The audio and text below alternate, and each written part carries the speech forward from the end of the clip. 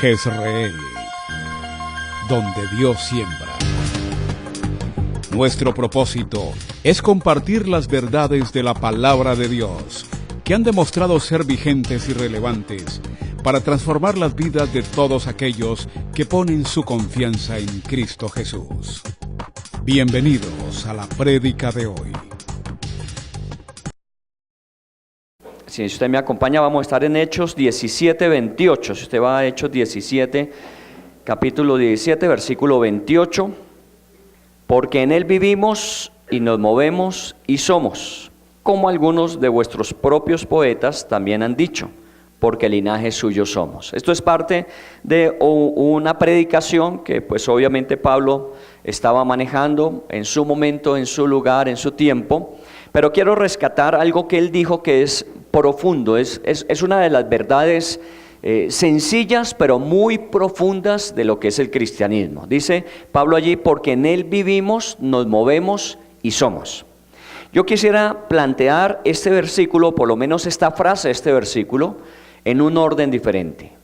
De alguna manera, cuando nosotros llegamos a Cristo, cuando empezamos esta relación personal a través del Espíritu Santo y la Biblia, de alguna forma nuestra vida se va transformando, cambiando, porque esa es la promesa que Él nos hizo. El que está en Cristo, nueva criatura es, y todas las cosas empiezan a volverse nuevas. Dios empieza a transformarlas.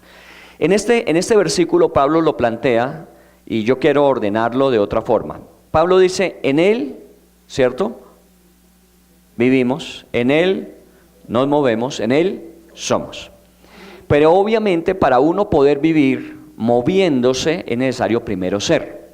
Así que voy a invertir un poquito el orden.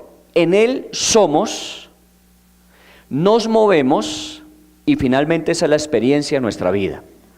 Porque una persona, obviamente, si no tiene vida, no se podría ni mover ni experimentar lo que nosotros como personas vivas experimentamos. Es necesario llegar a ser para luego empezar a ser y terminar una experiencia de vida.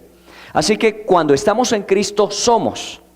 Y esa realidad de vivir esa experiencia con Cristo que vamos cada día descubriendo a través de la Biblia, nos permite empezar a ser como Dios espera que lo hagamos siendo cristianos. Y finalmente esa experiencia como cristianos es la experiencia de vida. Hoy voy a hablar de un tema, porque estamos cerrando todo esto de los milagros y vamos a comenzar la temática de agosto. Quiero hablar de el cristianismo como una experiencia de vida. El cristianismo como una experiencia de vida. La vida cristiana es eso, es una vida. La vida cristiana no es un momento, la vida cristiana no es un lugar. La vida cristiana ni siquiera es solo capacitarse, es solo estudiar. La vida cristiana no es solamente orar. La vida cristiana no es asistir de pronto a una experiencia como estas de celebración a Dios en acción de gracias por lo que ha hecho. La vida cristiana es eso y más todavía. La mayor parte de la vida cristiana no se vive en un ambiente cristiano. La mayor parte de cristianos como somos, la vivimos en un ambiente normalmente llamado secular. La vivimos en el lugar de trabajo, la vivimos en nuestro lugar de estudio, la vivimos en nuestras experiencias de responsabilidad familiar, la vivimos en nuestro ambiente social de vecindario. Ahí vivimos la mayor parte de la experiencia cristiana. El cristianismo no se reduce a lo que hacemos cuando estamos juntos los cristianos. El cristianismo es la experiencia de vida de una persona que ha tenido un encuentro personal con Cristo y que está en un proceso de transformación de su carácter. Y es en el lugar donde se encuentra. Entonces normalmente debe comenzar con el somos. Si una persona no ha tenido ese encuentro personal con Cristo, pues obviamente el punto de partida no se da, podemos esperar una vida diferente a la que normalmente ha vivido. Todos y cada uno de nosotros, los que de alguna manera llevamos tiempo, no importa si poco o mucho, en esta experiencia con Cristo, todos sabemos que nuestra vida de alguna manera se partió en dos. Antes de haber invitado a Cristo a ser el Señor y a controlar nuestras vidas, y lo que sucedió de allí en adelante. Así que nosotros podemos hablar de un antes de Cristo, un después de Cristo. Pero lo que hizo la diferencia fue haber tenido un encuentro personal con Él. Por eso invitamos cada vez que tenemos la oportunidad a una persona a que tenga un encuentro personal con Cristo. No solo a que venga a una iglesia o que tenga un compañerismo con otros cristianos, a que tenga un encuentro, porque allí comienza su experiencia. Y todos somos testigos y testimonio de que Dios comenzó a transformarnos. Lo que hoy somos, que seguramente es mucho más de lo que éramos, ha sido el trabajo de Dios transformando nuestras vidas. Y ese ha sido un trabajo que obviamente ha necesitado nuestra cooperación, y lo único que hemos tenido que hacer es disponernos, pero el trabajo lo ha hecho el Espíritu Santo en nuestro corazón, usando la palabra de Dios como elemento de trabajo, como herramienta de trabajo, para lograr ese proceso de transformación. Eso que estamos viviendo de transformación nos lleva a actuar de una manera diferente. Hoy día en este seminario, por ejemplo, de hoy especialmente, hay una pareja que ha repetido 3 veces ese seminario, porque ya lo hemos hecho en otras ocasiones.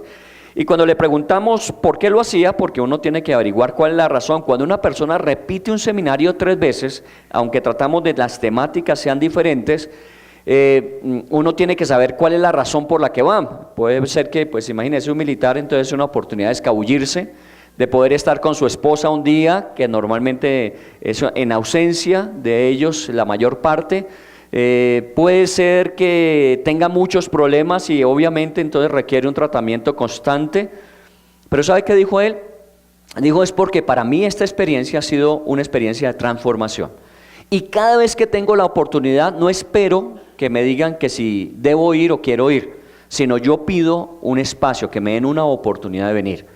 Porque obviamente no podemos traer a todos los que a nivel nacional en el ejército están como casados, sino un grupo seleccionado de personas. Él siempre está pidiendo que le envíen. Es porque él ha visto que esto lo lleva a actuar de una manera diferente. Obviamente hay que preguntarle a la esposa si es cierto, porque a veces uno dice cosas que uno cree, pero quien efectivamente lo califica es la esposa y los hijos. Y ella da testimonio de eso, que la vida de él se ha ido transformando. Obviamente seguimos en esa experiencia como militar activo, está trabajando, ella está normalmente en su casa, normalmente ella atiende todos los asuntos del hogar, él viene periódicamente cuando hay licencia o vacaciones y comparten esa realidad de vida de familia en esas características que obviamente no son las nuestras. Pero en esos momentos en que él puede estar con ella, ella pueda testificar diciendo, sí, efectivamente es una persona que ha cambiado. ¿Por qué ha cambiado? Porque le dio lugar a Cristo. Una vez que uno empieza a vivir, a actuar, a ser. Y finalmente esperamos que eso se convierta en la razón de vida de aquí hasta que nos muramos. Una de las cosas que agradecemos a Dios es podernos capacitar siempre. Somos un ministerio cuyo énfasis está en la edificación y la capacitación. Conociendo un poquito el interior, por ejemplo, de la parte militar, hay diferentes batallones que se especializan en diferentes cosas. Hay algunos que son ingenieros, otros que son de un arma, otros que son de otra arma, pero todos ellos forman el ejército. Así nosotros como iglesia, cuerpo de Cristo a nivel universal, somos diferentes porque Dios nos dio una función específica que cumplir. Algunos en la iglesia de Cristo son especializados en alabanza, otros son especializados en misiones, otros son especializados en un trabajo social. Nuestra especialidad es el formar discípulos y desarrollar líderes. Esa es la especialidad. Por eso la capacitación para nosotros es muy importante y por eso siempre estamos invitando para que usted me ayude a orar y forme parte de la respuesta de la oración. Nosotros dentro de los proyectos de la iglesia siempre le pedimos a Dios que al menos el 80% de las personas que asisten a la iglesia estén en procesos de edificación y capacitación. O sea, que las personas entendamos que necesitamos no solamente una reunión regular cada semana, no solamente necesitamos cumplir con un requisito de rito o ritual, sino que necesitamos estar capacitándonos, ejercitándonos en lo que aprendemos a través de una obra práctica y obviamente transformando nuestras vidas, porque de esto depende lo que hagamos de aquí en adelante hasta que nos muramos, porque en Él vivimos. No es, en Él tenemos una etapa de la vida, en Él vivimos el resto de nuestra vida como cristianos. Para esto normalmente nosotros manejamos 3 ejes curriculares. Si usted pusiese las materias como, listones de madera, que quisiese usted formar una pared con ellos, listones pegados, obviamente tendría que haber un conector entre ellos para que los listones se sostengan. Nosotros estudiamos hermenéutica, estudiamos antropología, plan supremo, destrezas ministeriales, estudiamos muchas cosas y cada uno de ellos es un listón. pero que permite que todos esos estén articulados, se sostengan y cumplan la tarea. Eso es lo que llamamos un eje curricular, muy parecido a lo que normalmente en una educación formal, como son colegios y universidades, manejan. ¿Cuáles son los 3 ejes curriculares que nosotros tenemos? El primero se llama oración. Esto sin oración no funciona. ¿Y por qué la oración? Porque la oración es nuestra comunión con Dios. Y la oración obviamente puede ser comunitaria, pero también es individual. Nosotros no podemos esperar venir a reunirnos para tener oraciones comunitarias, sino que día a día, personal e individualmente, tenemos una comunión con Dios. ¿A través de qué? De la oración. Y obviamente hay cosas que solamente Dios y cada uno de nosotros conocemos, y que solamente Dios y cada uno de nosotros estamos interesados en trabajar. Y a través de la oración le expresamos a Dios nuestro anhelo, deseo, y también le decimos nuestra disposición. Es vital la oración. Nosotros no hablamos solamente del entendimiento, de la comprensión intelectual, sino de la experiencia en oración, para que el intelecto permita que baje al corazón el conocimiento. El segundo eje curricular se llama Biblia. Somos y siempre procuraremos mantenernos en esa línea bibliocéntricos. Nuestro tema de estudio siempre será la Biblia. Ahora, como obviamente es limitada en el sentido de que no estamos produciendo nuevos libros para incluirlos en la Biblia, los 66 libros que están allí son los libros que estudiamos. Llegará el momento, después de algunos años, que usted conozca de alguna manera mejor la Biblia. No podemos decir que la conozca excelentemente, porque creo que ninguno lo tenemos esa capacidad, pero por lo menos la conocemos mejor. ¿Qué hacemos en la medida en que ya hemos conocido por experiencia de tiempo la Biblia? Lo que hacemos es profundizar en lo que nos enseña, porque a veces tenemos un conocimiento muy superficial. Usted sabe que las vetas, las grandes minas, no se encuentran en la capa de la corteza terrestre, se encuentra un poco más profundo. Y eso implica que cuando yo quiero llegar a una mina, tengo que primero cavar ese espacio inicial, que es lo que llamamos la corteza, y luego sí empezar a cavar, a llegar al lugar donde se encuentra la riqueza que queremos extraer. Eso sucede a veces en el cristianismo. El cristianismo nos ha llevado a que tengamos una capa de corteza muy corta, muy limitada, pero que la mayor riqueza que tenemos, a ella no hemos accedido, porque muchos cristianos se han conformado con conocer la Biblia. A la Biblia no solamente se le conoce, sino que hay que estudiarla. Jesús dijo, es necesario escudriñar las Escrituras. Y escudriñar quiere decir escarbar, quiere decir profundizar, quiere decir estudiar. Y cuando estudiamos la Biblia, obviamente descubrimos las grandes riquezas que Dios tiene para nosotros. El estudio bíblico enriquece, la capacitación a través de la Academia de Liderazgo nos permite también enriquecer a otros. Y el tercer eje curricular es el Espíritu Santo. Oración y Biblia sin Espíritu Santo se queda en un ejercicio individual, personal, insuficiente. Cuando el Espíritu Santo toma la Biblia a través de nuestros tiempos de comunión, oración con Dios, el Espíritu Santo hace el trabajo de convertirnos en aquello que Dios siempre quiso que fuéramos. Cuando una persona entrega su vida a Cristo, normalmente, no es una oración mágica, pero normalmente procuramos que la persona exprese con palabras esa decisión. Y parte de una oración que muchas veces hemos compartido dice, haz de mí la persona que tú quieres que yo sea. Yo no solamente recibo a Cristo para ser salvo, sino también me pongo en sus manos para que Él haga de mí la persona que Él siempre quiso que yo fuera. En este caso, algunas de ustedes, mujeres presentes, están embarazadas. Y Dios está formando esa criatura en su vientre. Esa criatura ya tiene un propósito específico de Dios. No fue un accidente que usted quedara embarazada. No es una situación casual que la familia, la pareja, esté experimentando la bendición de tener un hijo. Es que en esa soberana capacidad de entender Dios desde la eternidad y hasta la eternidad, Él tiene propósitos a través de personas. Y cuando da la oportunidad que en un vientre se empieza a desarrollar una vida, esa criatura ya tiene propósito. Nosotros lo que tratamos de hacer en la medida en que esos hijos nacen y empiezan a crecer y a desarrollarse, es acompañarles para que ellos descubran cuál es ese propósito y que lo puedan vivir. Efectivamente, cada uno de nosotros tiene esa misma experiencia. Algunos ya lo estamos viviendo, otros están en el trabajo de descubrirlo y muchos desafortunadamente son ajenos a la realidad de un propósito. Simplemente viven o sobreviven. Pero nosotros trascendemos a través del propósito. Esas son las cosas que hace el Espíritu Santo, ayudarnos a entender que hay un propósito y a cumplirlo. Esos 3 ejes curriculares nunca los olvide: oración, Biblia y Espíritu Santo. Ahora, dentro de lo que descubrimos en la Biblia y que el Espíritu Santo está trabajando en nosotros, hay 2 cosas fundamentales. El Espíritu Santo nos llama de alguna manera a que seamos intachables. Uso esa palabra intachable porque nos es más fácil de comprender la palabra que normalmente en la Biblia se menciona, y es: Dios nos llama a ser santos. Santos es un alto desafío en nuestras vidas. Santo, llegar a ser santo, o como lo estamos empleando en esta tarde, intachables, va a requerir de un máximo esfuerzo consciente y va a requerir de un trabajo adicional a nuestras propias fuerzas. Cada uno de nosotros está en un proceso de mejorar. Yo quiero ser un mejor esposo para mi esposa, yo quiero ser un mejor padre para mis hijos. Ahora estoy aprendiendo a ser abuelo y algunos me pueden enseñar con respecto a mis nietos. Yo quiero ser un mejor ciudadano con respecto a mi país. Yo quiero ser un mejor compañero de trabajo con respecto a mis colaboradores. Yo quiero ser cada día mejor.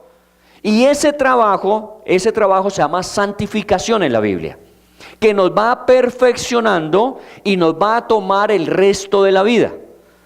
Cada día podemos ser mejores, pero la única manera de llegar a ser perfectos es en el cielo.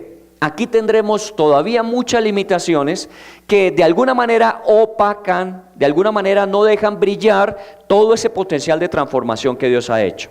Entonces, lo primero que Dios nos pide es: nunca olvidemos que nuestra vida es para cada día mejorar. Por eso nuestros grandes desafíos siempre es: usted está bien, puede estar mejor. Usted no está bien, puede estar mejor y puede estar muy bien. Solo que deje que Dios, a través de la oración, la Biblia y el Espíritu Santo, cumpla la buena tarea que Él ha comenzado en nosotros. Lo segundo, no solamente es intachable, sino ser fieles y firmes hasta el final. Yo les he contado en alguna oportunidad, lo recuerdo hoy para los que no lo han escuchado. Recibí a Cristo a los 15 años de edad, estaba en el 3º de bachillerato en esa época. 2 compañeros que habíamos estado cursando muchos años, desde la primaria hasta el bachillerato, muy allegados, muy amigos. En esos mismos tiempos ellos también recibieron a Cristo. Así que éramos los 3 trabajando en compartir a nuestros demás compañeros. En esa época estudiaba en La Salle, y entonces nos llamaban las 3 Marías, ¿cierto? Porque nos la pasábamos hablando de Cristo, porque esa había sido nuestra realidad en ese momento y esa experiencia queríamos que otros las conocieran. Muy bien, pasó el tiempo, terminamos, Dios me dio la oportunidad de ir a servir a tiempo completo, dedicación exclusiva, y efectivamente comencé mi ministerio cristiano ya de ejercicio a tiempo completo. Álvaro se dedicó... Él terminó una profesión de administración, se dedicó a empresas. Lo mismo hizo Raúl, él terminó una carrera de economía y se dedicó también a empresas. Y pues obviamente seguíamos siendo amigos cristianos, porque uno no deja de serlo después de tener a Cristo. Y nos encontrábamos esporádicamente. Yo tuve 15 años más o menos por fuera de Bogotá, así que venía muy ocasionalmente. Y cuando venía buscaba reunirme, porque eran mis amigos de toda la vida, mucho más que en el colegio habíamos conocido de Cristo. Cuando me reuní en alguna oportunidad con ellos, les pregunté acerca de cómo estaba su experiencia con Dios, a qué iglesia estaban asistiendo, cuál era su proceso de crecimiento, y uno de ellos me dijo: no, esa fue una etapa en mi vida que yo ya quemé. Una etapa en la vida que yo ya quemé. Como si la experiencia con Cristo fuera algo que tuviéramos que hacer, y una vez lo hicimos, ya no tenemos que seguirlo haciendo. Eso no estaría de acuerdo con lo que Pablo plantea aquí. Dice: en Cristo vivimos. No solamente es que somos y hacemos, sino que es el resto de nuestra vida. Así que ser cristiano no es una experiencia puntual, es algo que se inicia el día que invitamos a Cristo, pero que termina solamente hasta el final de la carrera, y eso se llama la muerte o el arrebatamiento. La segunda cosa que estamos diciendo Dios espera de nosotros es que seamos fieles y firmes hasta el final. Que no solamente tengamos una experiencia cristiana de algunos años y después decir, yo ya pagué mi servicio militar espiritual, yo ya no tengo que estar en esa experiencia con Dios, en ese compañerismo con cristianos en función de hablar a otros de Cristo, yo ya cumplí esa tarea, así que me dedicaré a otras cosas. No, renueve cada día sus metas, sus objetivos, sus proyectos, pero nunca se olvide que todo eso está ligado a algo que usted es, a algo que cada día usted hace y lo va a hacer por el resto de su vida. Usted es un cristiano. Usted es cristiano. Solo que usted es un cristiano con una profesión que puede ser arquitecto, abogado, usted puede ser médico, usted puede ser un economista. Solo que usted es un cristiano que está ocupando una función. En el caso de muchas esposas son madres, esposas. En el caso de ellos, esposos y padres. En el caso de un trabajo de pronto con un efecto social, de pronto usted está colocado en una posición y en esa posición usted tiene la oportunidad de afectar una sociedad. Muy bien, usted es eso, pero antes que eso es cristiano. Así que la experiencia de Cristo tiene que reflejarse a través de lo que hacemos, porque eso somos el resto de nuestra vida. Por favor, en el nombre de Jesús, entiéndame esto. Ser cristiano es la mejor bendición que una persona puede alcanzar en esta vida. Primero, porque le da salvación eterna, y segundo, porque empieza a descubrir cuál es el propósito de la razón de existencia. Pero también esa gran bendición está para ser compartida con otros el resto de nuestras vidas. Yo ya he comenzado un trabajo generacional de tercera generación. Ese trabajo lo hice con mis 3 hijos, 36 años de matrimonio, 3 hijos, y creo que cumplimos con ellos. Mónica, que es la última que está con nosotros, está haciendo su terminación, bueno, eso nunca va a terminar, de estudiar su especialización. Eso siempre va a ser estudiante, pero está con nosotros y creo que hemos cumplido con ellos la tarea. Ahora comienza la otra, que es nuestros nietos. Algún día, cuando José me hizo abuelo sin permiso, a él se le ocurrió tener un hijo y entonces me hizo abuelo de una vez. A uno le debían preguntar para prepararse por lo menos emocionalmente. Cuando él me habló de eso, yo dije, bueno, yo ya cumplí la mía, ahora le toca a José la suya. Pero ¿sabe qué me dijo Dios un día? La suya aún no ha terminado. Porque usted tiene que ser de influencia sobre sus hijos, sobre los hijos de sus hijos y sobre los hijos de los hijos de sus hijos. Eso es generacional. Usted no puede decir, yo cumplí mi tarea, ya mis hijos se fueron, ellos trabajan, son independientes, tienen hogar, ellos ya se proyectan en la vida, porque aún siguen siendo sus hijos. Y cuando nazcan sus nietos, su responsabilidad como abuelo será enseñarles a los padres, recordarles y ayudarles para que enseñen a sus hijos que Dios es lo más importante que una persona pueda tener. Y eso no termina, eso es toda la vida. Por eso Pablo dijo, en Él vivimos, nos movemos y somos. Por eso lo estoy replanteando diciendo, somos, nos movemos o actuamos y vivimos el resto de nuestra vida. Muy bien, entonces cristianismo es lo que somos. Cristianismo es la esencia de lo que somos. La pregunta es, ¿lo que somos es cristianismo? Cristianismo es lo que somos. Pero lo que somos es el cristianismo. O sea, si una persona no conoce nada del cristianismo y nos ve a nosotros, ¿puede definir lo que es el cristianismo sin equivocarse? ¿Se ve que es muy complicado? Porque no siempre lo que somos es lo que estamos viviendo. A veces el cristianismo para muchos sería definirlo como una persona que lee la Biblia, que ora, que trata de ser bueno y que va a una iglesia el fin de semana. Eso a veces define a la gente como cristiana. Un cristiano es eso. Pero un cristiano es mucho más que eso. Eso es parte de lo que hace un cristiano. Un cristiano es una persona que en su vida ha descubierto que su conexión con Dios le permite cumplir una misión de vida aquí. Eso es un cristiano y vive para ello. Obviamente cuando yo descubro para qué estoy, a mí no me tienen que ni obligar ni presionar para hacer lo que hago. Me gusta hacerlo. Esto a mí me fascina hacerlo. Cuando a mí me invitan a un lugar a hablar de cualquier tema, que siempre termino hablando de Cristo, no me tienen que obligar, yo voy. Estuve hace 20 días en Medellín en una empresa de un conocido de hace unos años atrás, una empresa que él ha ido desarrollando, ha ido creciendo, más o menos eran unas 200 personas de pronto, calculo, en esa convención nacional, y me invitó a que compartiera cómo vencer nuestros temores. Ese era el tema. Él no me invitó a hablar de Cristo. Él me invitó a que compartiera con las personas que trabajan en esa empresa cómo enfrentar y vencer los temores de nuestra vida. Bueno, qué mejor oportunidad para poder decir que efectivamente la vida incluye temores. Si no, la Biblia no diría, no temas. Si no incluyera temores, la Biblia no se desgastaría 365 veces y 180 de esas 365 veces específicamente diciendo, no temas. El temor es algo propio de la vida. Y yo lo llamo en esa parte, es un ADN protector. No le voy a repetir el tema, solo que estoy viendo cómo lo manejo para un auditorio que no es como usted, que normalmente trae su Biblia, que sabe qué vamos a hacer. Ese es un auditorio que viene para que les animen para seguir cumpliendo la misión de empresa. Pero ese ADN protector nos ayuda muchísimo.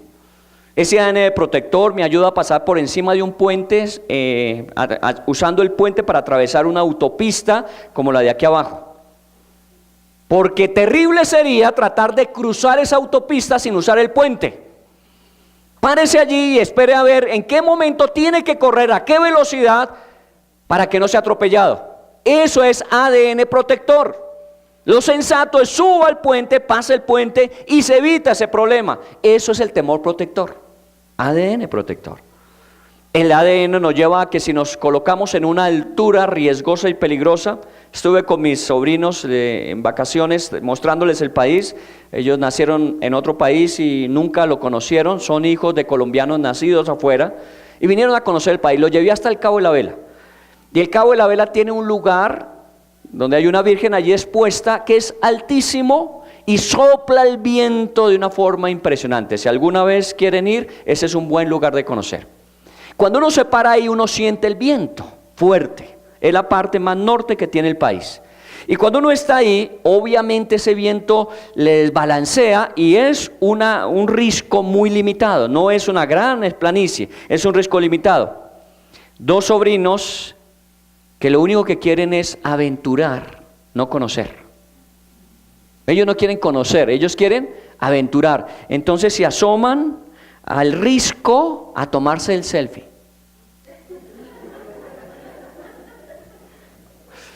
Y mientras tanto uno haciendo que no tiene miedo, uno orando diciendo, Señor, 4 ángeles por lo menos que lo sostengan. ¿Sí o no? Ellos a veces asumen ciertos riesgos, y un riesgo en un momento como eso, es un viento un poco más fuerte, lo puede desbalancear. Prudente es, no se asome tanto. Entonces comienza uno, no, ya de viejo, córrase para este lado, porque el otro dice, bueno, más allá.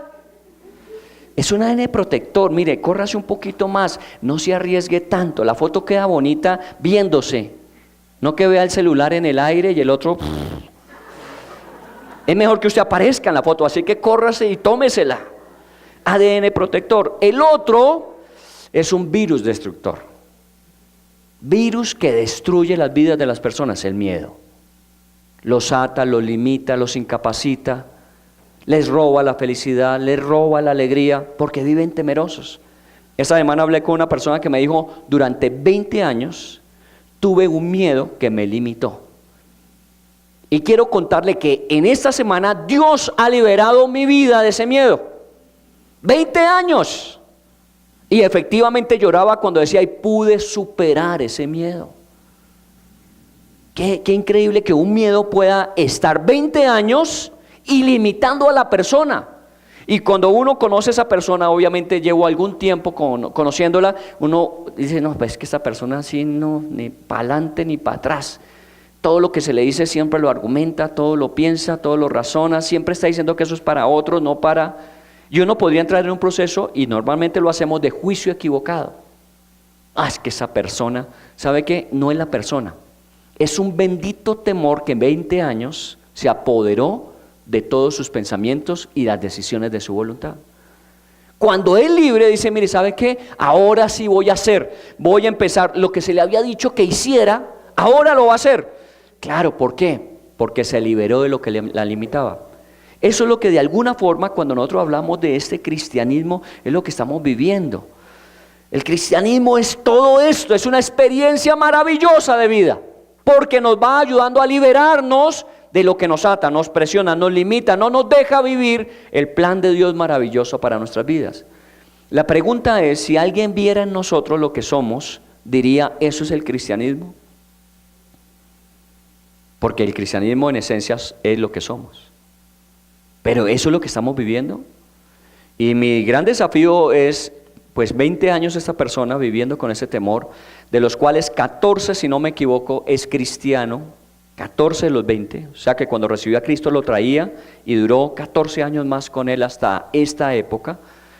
Eso es el cristianismo. Cuando yo le oigo hablar ahora a esa persona, le digo, ¿sabe qué? Eso es el cristianismo.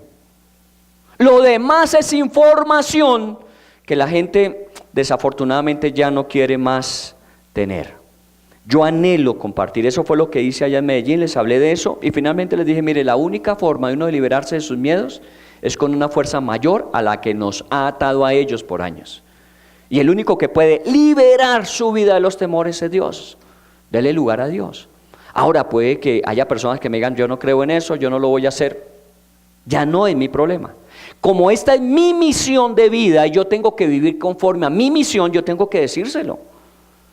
Yo no sería honesto conmigo y con mi misión si yo no le digo a la gente qué problemas puede experimentar y quién es el único que lo puede ayudar en ellos. Si a una persona le digo que ese es un virus destructor en su vida, el temor, y no le digo quién lo puede sanar, no sería honesto. Tengo que decirle finalmente, mire, Dios es el único que puede liberarlo. Allí estuvo este japonés que es colombo-japonés, ¿recuerdan que trabaja en Ciudad Bolívar? Él estuvo allí y en el tema que él compartió, ni inglés sé, ¿para qué me voy a poner a hablar en japonés? Cuando él habló, ¿sabe cómo terminó él su tiempo de su experiencia de turismo social que él llama, que es lo que está haciendo en Ciudad Bolívar? Él terminó con el Padre Nuestro. Y dice, porque mi abuela me enseñó que siempre repitiera esta oración. ¿Por qué a mí me va a dar temor de decirte, mira, Dios es la respuesta de tu vida? Cuando hay otras personas que sin ningún temor dicen, mire, esto es necesario en nuestras vidas, una relación personal con Dios. No tema hablar de eso porque la esencia de lo que somos es lo que hacemos. Yo no me puedo callar, yo no le puedo dejar de decir a la gente lo que tiene que conocer. Cuando estos militares nos reunimos, ellos están entrenados para todo, pero ¿sabe qué les falta? Estar entrenados para una batalla espiritual. Ellos están llamados y están preparados para enfrentar lo que la Biblia allí en Efesios capítulo 6 dice, carne y sangre.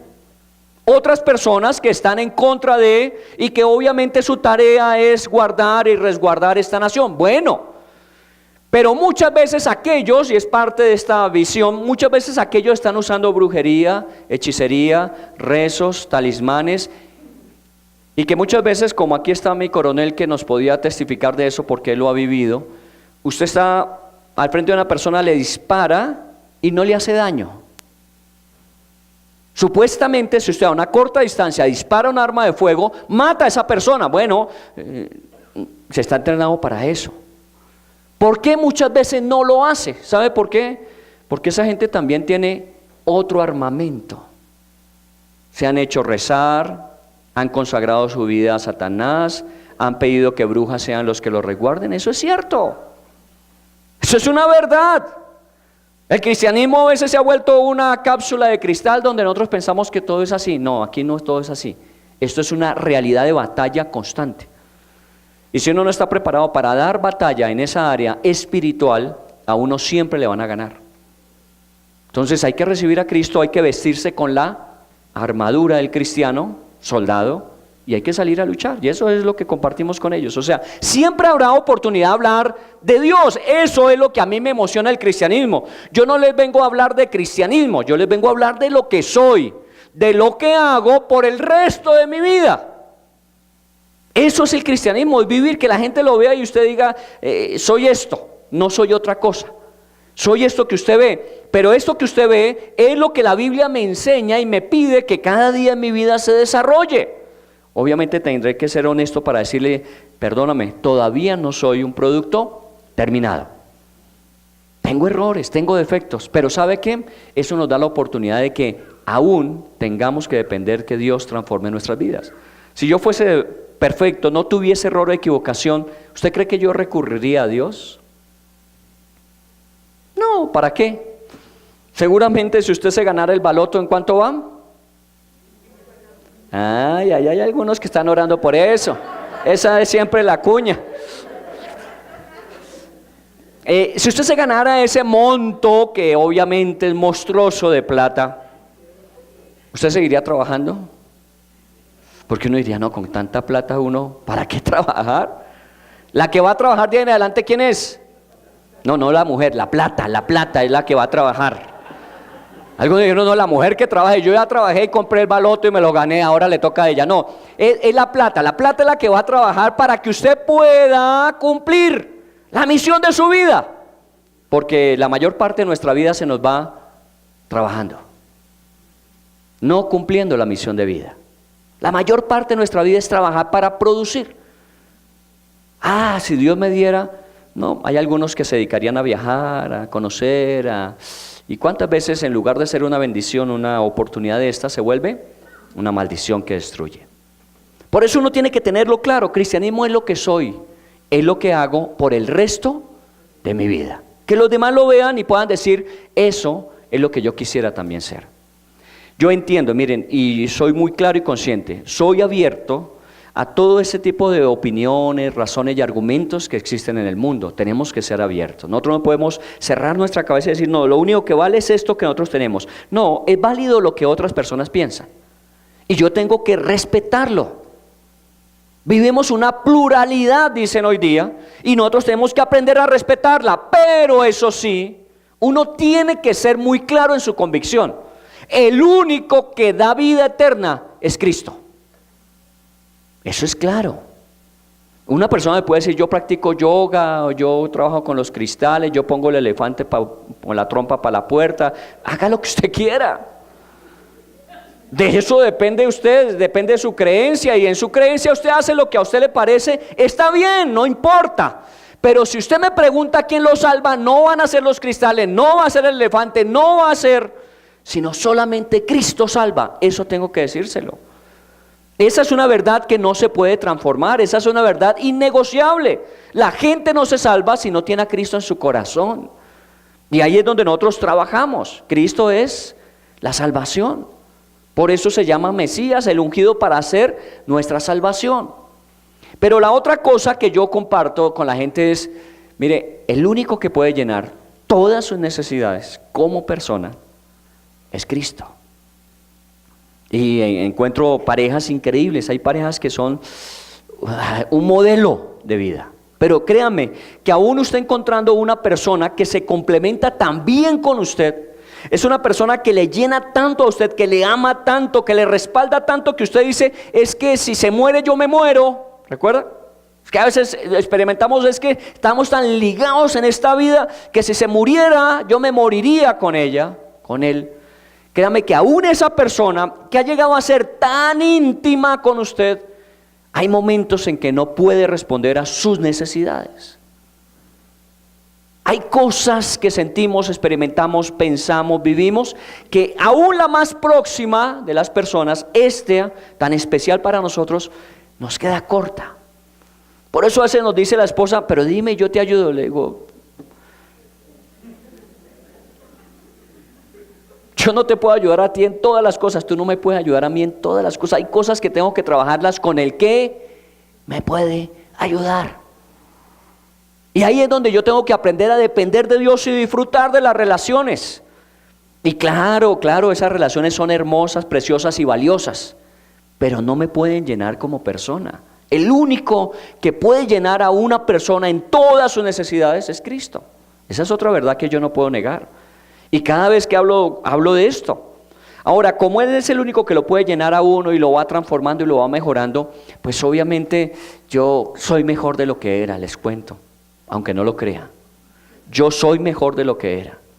Pero ¿sabe qué? No hay lugar al orgullo, a la altivez, a la prepotencia. ¿Por qué? Porque no ha sido un trabajo que yo he hecho, sino que fue hecho en mí por el Espíritu Santo. Así que si alguien necesita y debe recibir reconocimiento de eso, ¿quién es? Es Dios. Por eso cuando alguien nos dice, es que se refleja Cristo en su vida, usted internamente tiene que ser muy cuidadoso en ese momento de decir, no, es la obra de Cristo en mí. Soy lo que soy por la gracia de Dios en mí.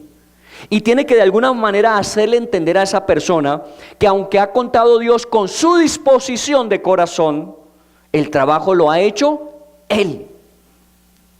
Para que no crea la gente que es que algunos están llamados a ser mejores y otros peores. No, todos estamos llamados a vivir dentro del propósito perfecto de Dios. Y todos tenemos la misma opción. Más bien dígale, si Dios lo pudo hacer conmigo, lo puede hacer con cualquiera. Porque muchas veces nosotros hemos sido los más duros, los más tercos, los más necios, los más repitentes de problemas. Y aún a pesar de eso, Dios sigue trabajando. Nosotros no somos perfectos, sino la gracia de Dios ha operado en nuestras vidas. Y queremos que siga haciéndolo el resto de nuestras vidas. Eso es el cristianismo y la verdad es que este es mi estilo de vida. Y a mí me gusta vivir esto. Y eso creo que lo he aprendido a través de todo esto que decimos de estudios. Este semestre para mí, estuve dictando estas materias en la academia, pero para mí personalmente, cuando uno enseña, normalmente primero es estudiante. Entonces, cuando estuve estudiando estas materias, una de ellas me impactó mucho, es el plan supremo del discipulado, que es revisar nuevamente el libro de los Hechos. Cuando yo estudié esa materia, empecé a meterme conscientemente en el libro de los Hechos, a ver cómo era la iglesia allá y cómo es Jezreel, qué era necesario cambiar de esa iglesia en Jezreel actual. Eso a mí me desafía, eso a mí me motiva, porque tenemos una buena iglesia, tenemos sana doctrina, tenemos un desarrollo de discipulado, tenemos un desarrollo de liderazgo, estamos haciendo un trabajo de multiplicación, estamos haciendo un trabajo social, estamos colaborando con mucho, pero ¿sabe qué? Todavía nos falta mucho que cambiar. Y claro, me atreví a hacer una pregunta que después dije, ¿para qué la hice?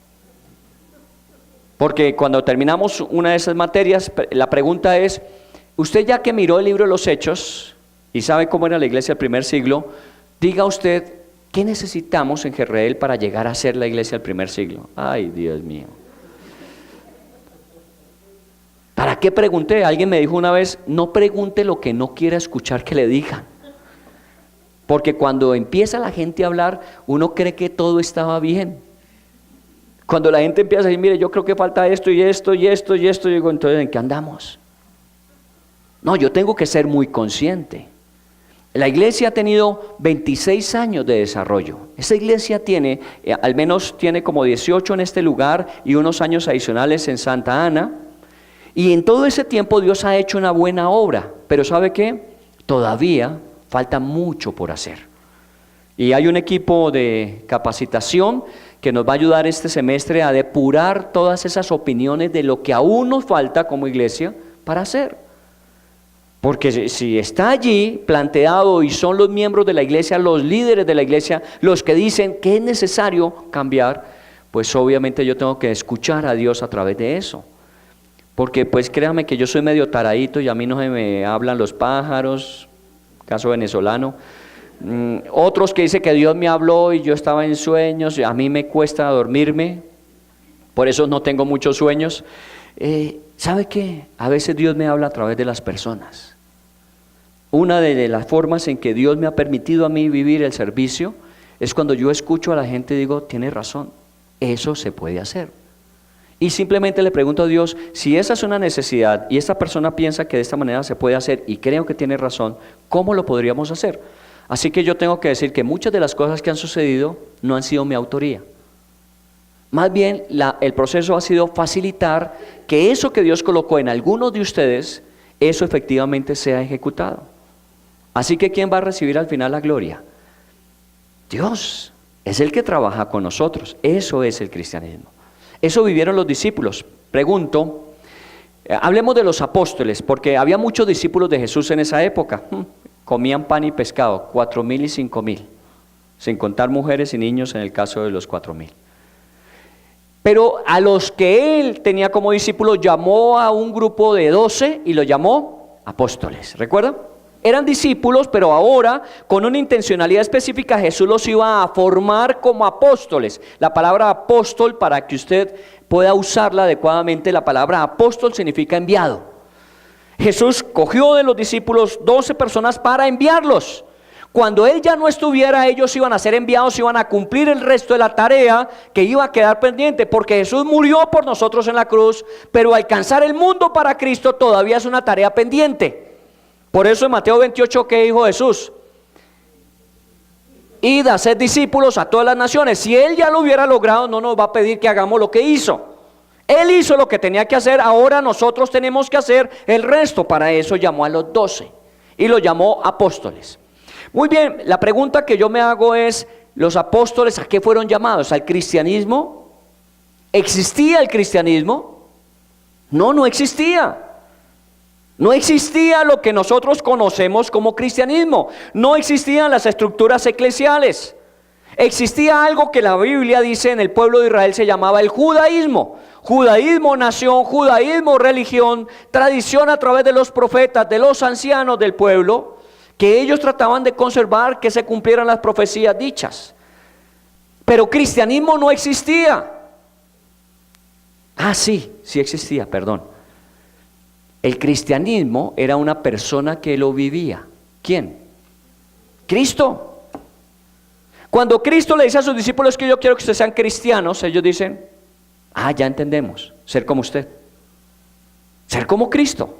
Porque Él no le estaba diciendo, mire, yo quiero que ustedes vayan a tal iglesia y allá van a aprender a ser cristianos. O a tal lugar les van a enseñar qué es el cristianismo. No, Él les dijo, ustedes deben ser como yo soy. Por favor, ¿estaba usted en el libro de Hechos? Pase en el libro anterior en la Biblia, Juan 14, versículos 7 al 11, que voy a comenzar el tema. Esta es una corta introducción. Juan 14, del 7 al 11. Está hablando Jesús con sus discípulos próximos a enviar y está aclarando en ellos los conceptos y la misión. Por eso Jesús se apartó muchas veces con los 12 para que quedara claro el concepto y para que la misión ellos la tuvieran clara. En Juan 14 usted sabe que el versículo 6, ¿qué es lo que dice? Jesús le dijo, yo soy el camino, la verdad y la vida. Es uno de los versículos fundamentales del cristianismo. Y nosotros le decimos a la gente es que Jesús dijo, Él es el camino, la verdad y la vida, y que nadie va al Padre si no es a través de Él. ¿Usted cree eso? Sí, eso es lo que nosotros creemos. Nadie puede ir a Dios si no es a través de Cristo. Él es el camino, la verdad y la vida. Muy bien, ahí en ese versículo 6 vamos a arrancar, o sea, el 7. Vamos a partir del 7. Jesús les dijo, después de haber hablado de que es camino, verdad y vida, le dijo, si me conocieseis, también a mi Padre conoceríais. Y desde ahora le conocéis y le habéis visto. ¿Qué nota usted ahí? ¿Qué es lo que en su vida usted más anhela? Conocer a Dios. Recuerda que un día le dije también que mi hijo Juan me dijo, papá, estaba cumpliendo años, ¿qué quiere que le regale? Le dije, no, hijo, tranquilo, cualquier cosa, yo sé que viene con mucho cariño. No, papá, yo quiero regalarle algo que usted quiere, un avión. Yo quiero un avión, le dije. Usted me pregunta qué quiere un avión, pero pues obviamente yo sé que tú no me vas a dar un avión, ni tampoco yo lo necesito, pero me gustaría, ¿cierto? En algún momento de nuestras vidas, nosotros tenemos que ser muy claros qué queremos. ¿Qué quiere usted en esta vida? ¿Sabe que esta vida tiene muchas cosas espectaculares que descubrir, que vivir, que experimentar? Pero nunca hay una sola cosa que pueda superar algo que nada puede superar. Conocer a Dios. Porque a Dios nadie lo ha visto.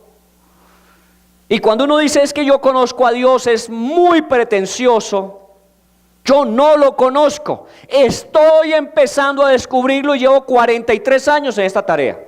Yo no conozco a Dios, pero mi más grande anhelo es conocer a Dios. Si yo pudiese despejar todas mis preguntas, despejar mis dudas, despejar todo aquello que en este momento en mi mente hay con respecto a Dios, sería lo más hermoso que pudiese vivir. pero también es una tarea que solamente en la eternidad voy a concluir, porque la eternidad es la vida eterna que no termina, y dice, esta es la vida eterna, que te conozcan a ti, el único Dios verdadero, y a tu Hijo amado Jesucristo, a quien enviaste. Así que si yo quiero conocer a Dios, voy a necesitar la eternidad. Por eso me dio vida eterna, para conocerlo. Pero si Dios me permitiera conocerlo más cada día de esta vida, esa es mi mejor recompensa de un día vivido. Hoy conozco mejor a Dios. Y mire lo que está hablando Jesús con sus discípulos. Si me conocieseis, ¿lo conocían o no lo conocían? Habían acabado de ser llamados a ser apóstoles, están empezando a vivir con Él, más o menos, algunos opinan que fue menos o más tiempo, pero más o menos, los discípulos estuvieron casi que permanentemente con Jesús durante 2 años, yendo con Él a donde iba, oyéndole a Él lo que decía, viéndole a Él lo que hacía. Ellos estuvieron con Él durante 2 años, y pregunto si una persona que esté a su lado 2 años con usted, conviviendo con usted todos los días, todas las horas del día, ¿no llegaría a conocerlo a usted? Claro, esa persona puede decir, mire, ese se levanta a tal hora, se acuesta a tal, se lava la boca, no se la lava, se baña, no se baña. Le podría decir todo lo que los demás no ven, porque estuvo y le conoció. Los discípulos estuvieron con Jesús, estaban compartiendo con Él, no había una señal de cristianismo, no había una referencia. Era Cristo viviendo y ellos conociéndole. Y Jesús les dice, si me conocieseis. Él sabe que un conocimiento total no se adquiere ni siquiera en 2 años, ni en 5 años, ni en 20 años. Mire, yo estoy descubriendo a mi esposa. ¿O no? Porque uno en cada etapa de la vida va cambiando, y lo que, como alguien decía, ¿no? Cuando uno ya tiene todas las respuestas, le cambian las preguntas. Entonces me toca descubrir, y ella seguramente está en el proceso de descubrirme. Esto no termina, esto sigue todos los días, esto va todos los días, y eso estamos hablando de personas. ¿Cómo será de Dios? Si me conocieseis. Jesús dice, ya nos hemos relacionado, de alguna forma ya me conocen. Jesús se levantaba muy temprano, iba a lugares desiertos, allí oraba. Jesús, cuando sus discípulos se retiraban a descansar, Él se iba a orar en las noches haciendo vigilia de oración. Cuando sus discípulos se iban en la barca para cruzar el mar de Galilea, Él se quedaba en oración pendiente de que llegaran bien al otro lado. Ellos sabían todo eso. Ellos conocían de alguna manera a Jesús. Si ustedes me conocieran a mí, ¿qué dijo Él? También a mi Padre conoceríais. Miren lo que está diciendo. Si usted quiere conocer a Dios, en las palabras de Jesús, ¿a quién debería conocer? ¿Sí ve? Hay gente que le dice a uno, uy, yo quiero conocer a Dios, y entonces uno le dice, recibe a Cristo en tu vida, conoce a Jesús, comienza con los evangelios hablan del ministerio de Jesús, y luego empieza con todo el resto de la Biblia a conocer cómo se centra todo el propósito de la Biblia en Cristo, y lo vas a conocer, comienza, sí, eso es lo que tenemos que decir. Pero es porque Cristo nos permite conocer ¿a quién? A Dios. Yo quisiera, y les vuelvo a insistir, yo quisiera tener esas epifanías, esas revelaciones de Dios. Pero cuando me meto a la Biblia a estudiar acerca de Cristo y lo que nos enseñó y lo que nos pide que hagamos, yo estoy descubriendo ¿a quién? A Dios. Porque Cristo dijo, si me conocieran a mí, también a mi Padre conocerías. Y miren lo que dice ahí, desde ahora le conocéis, ¿y qué? ¿Le habéis visto? ¿Cómo así que vieron a Dios? Sí, Jesús lo dijo. Jesús es un mentiroso. Yo que conozca hasta ahora, Jesús no es mentiroso. No soy hombre para mentir, ni hijo de hombre para arrepentirme de lo que... Bueno, entonces, ¿qué está diciendo Cristo? Si ustedes me ven a mí, ustedes están viendo literalmente a Dios. Porque el Padre y yo, uno somos. A ver, perdóneme, está muy duro el choque emocional en nuestras vidas a veces. ¿Cómo así? ¿Cómo así? Sí, usted podía decir perfectamente, ¿sabe qué? Yo he visto a Dios, y la gente le dice, ¿y usted cómo ha visto a Dios? Dije, porque vi a Jesús. ¿Y usted dónde vio a Jesús? En los evangelios.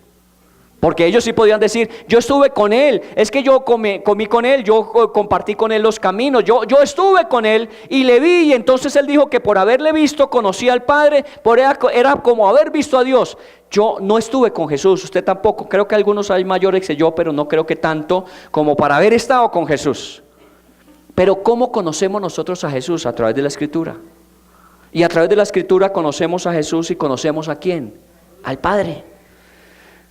Pero Felipes siempre hay. ¿Qué dijo Felipe en el siguiente versículo? Felipe le dijo: Señor, muéstranos al Padre, nos basta. Uy, yo me imagino la cara de Jesús no diciendo: ay Dios, yo que pensé que ya estábamos a punto de, no, toca comenzar de nuevo. Porque a veces salimos con unas preguntas los cristianos, a veces salimos con unas apreciaciones los cristianos, que el Señor dice: oiga, como que no me acaba de escuchar lo que le digo. Ustedes han estado conmigo, me conocen, ustedes que me conocen, conocen al Padre, porque el Padre y yo, y el otro, no, muéstranos al Padre y nos basta. Majadero, entonces todo lo que le estoy diciendo, ¿qué es? Pero bueno, en la vida es así, con el Señor es así, el Señor es así con nosotros, nos tiene una paciencia, porque a veces salimos con unas preguntas que el Señor dice: sí. Felipe somos todavía, muéstranos al Padre y nos basta. No, me conoces a mí, conoces al Padre, eso te debe bastar. Eso te debe bastar. Cada día conóceme más y conocerás al Padre.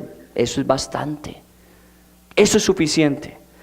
Jesús le dijo: tanto tiempo hace que estoy con vosotros. ¿Cuánto es tanto tiempo? 2 años. Máximo 2 años y medio por ahí. Calcúlelo, porque más de eso sí sería fantasma.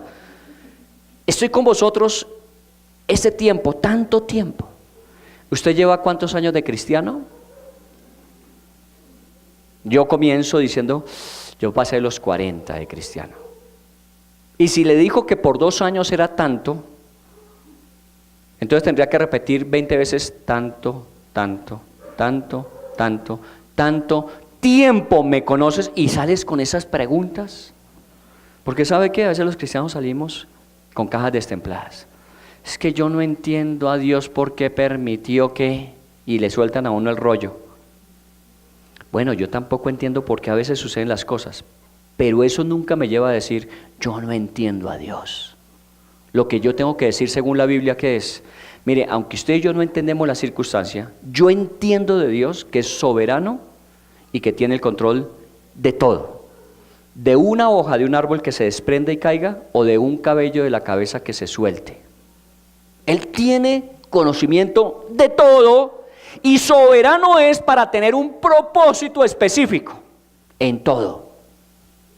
Así que no entiendo la circunstancia y no entiendo que a veces me desacomoda, pero sabe que yo sí entiendo que de todo esto Dios saca siempre provecho para mí. Todas las cosas me ayudan a bien. Bueno, no es casual ni es la única vez, pero una persona me dijo en estos días: yo estoy de pelea con Dios. Y uy, de malas. Para usted. ¿Usted cree que Dios está por ahí en un rincón diciendo: no, y ese se puso bravo conmigo? ¿Estáis que peleando? Tiene que hacer mucho el Señor para estar diciendo: este se puso bravo conmigo, y usted sigue envalentonado. No, es que estoy bravo con él, no le estoy hablando.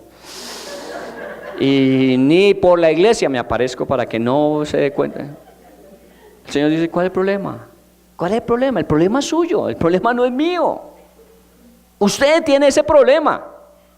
Y a veces los cristianos asumimos ciertas posturas, culturas, acciones que no reflejan lo que es el cristianismo.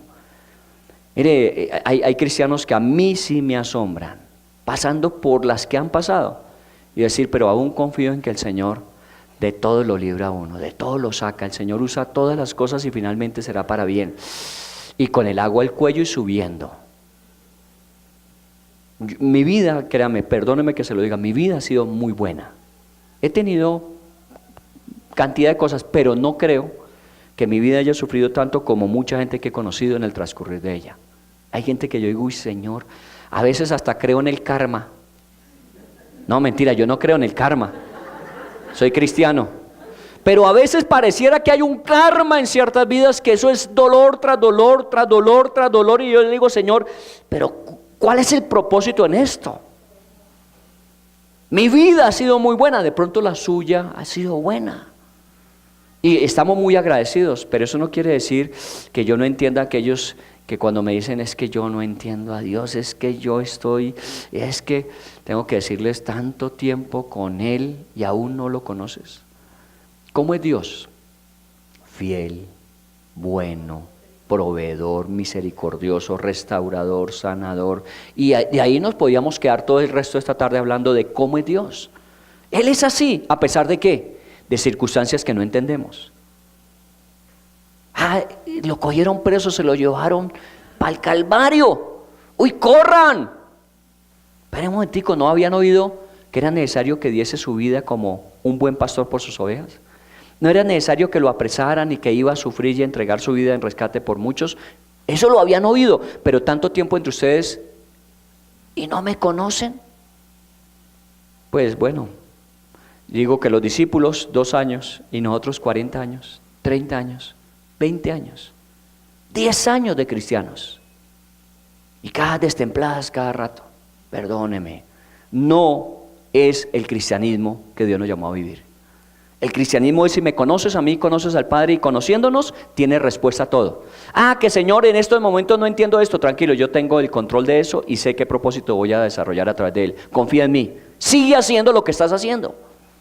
Y hay que hacerlo. Ayer me contaba Marisa un testimonio de una persona que le hicieron una ecografía y en el primer estudio aparecía posible daño en el bebé de Down. ¿Qué recomendamos cuando eso sucede? Aborto. Recomienda el mundo. Y está dentro de lo que se puede hacer legalmente. Y efectivamente la gente dice: no, pues sabe que ese es un problema, que lo mejor es abortémoslo de una vez. Pero esta niña dice, amiga Marisa, siguió: no voy a abortar. Y si viene con Down, le voy a dar gracias a Dios y voy a vivir mi realidad de propósito con él. Y después siguió el embarazo desarrollándose hasta que hubo un último examen que dijeron: no tiene Down. No hay Down. ¿Qué hubiese pasado de ese bebé si lo hubieran abortado? ¿Se da cuenta que a veces nosotros actuamos como creemos, como vemos, como sentimos, y no como Dios ve, como Dios entiende propósitos eternos? Y podemos estar cometiendo errores graves. Ahora, estamos hablando como novatos que estamos aprendiendo. Ninguno de nosotros puede decir: yo ya me salvé de esa, yo ya estoy por encima del bien y el mal. No, estamos todos los días. Yo trato de vivir con esto todos los días y superarlo. Señor, tú tienes un propósito, tú tienes un propósito, tú tienes razón, porque sabe que no es solo mi problema, sino también es el suyo, es el de la iglesia, es el de la gente de la iglesia. Eso también se vuelve un problema en la vida de uno.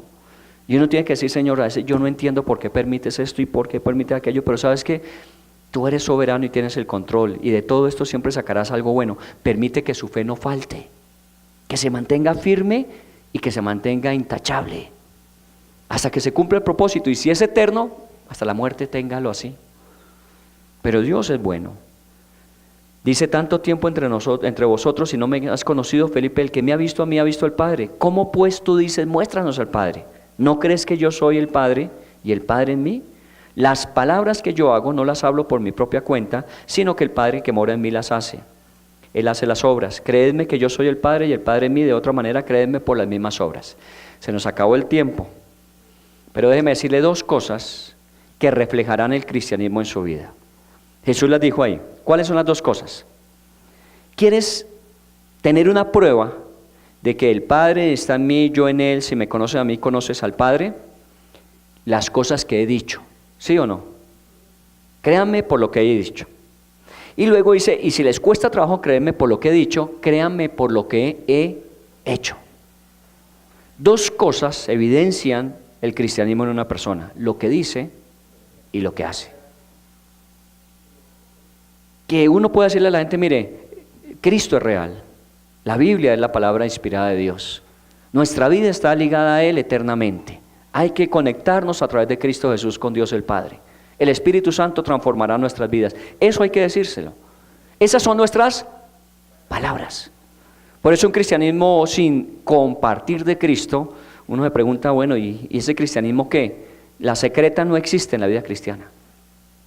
Hay que ser abiertos, hablar de Cristo, de forma natural, sin volverse religioso, sin volverse que cada vez que alguien comete un error le cae uno con la Biblia encima. No, hable de Cristo como eso que usted es, porque somos, nos movemos y vivimos. Yo le hablo a la gente de Cristo. Cuando me preguntan, ¿y usted por qué se ríe siempre? Y me río duro, para que escuchen. A mí me gusta reírme, y me gusta reírme duro. ¿Sabe por qué? Porque yo soy feliz. Me gusta ser feliz, y que la gente sepa que uno es feliz. Porque si usted vive amargado con cara de limón, la gente no se va a arrimar a usted. Usted tiene que ser feliz, y cuando usted es feliz, ¿qué hace la gente? Se arrima a ver qué es eso que lo hace feliz. Por lo menos cuénteme el chiste, y cuénteselo, y ríanse. Uno de mis motivos hoy día de relacionamiento, ¿recuerdan? Mis perros. Bueno, ni son mis perros siquiera, los que me tocó asumir en esta vida. Seré plenamente feliz cuando el Señor llene y transforme mi vida y cuando no tenga perros que cuidar, pero ahora los tengo, y normalmente con esos perritos uno va y empiezan a jugar con el otro, y siempre la primera pregunta que me hace toda persona que tiene otro perro que juega con mi perro, ¿sabe cuál es? ¿Y cuánto tiene su perro? Y ahí comenzó la conversación. Ya sé, esa es la primera pregunta, le dice. Entonces uno dice, no, 1 año y medio. El mío tiene 2.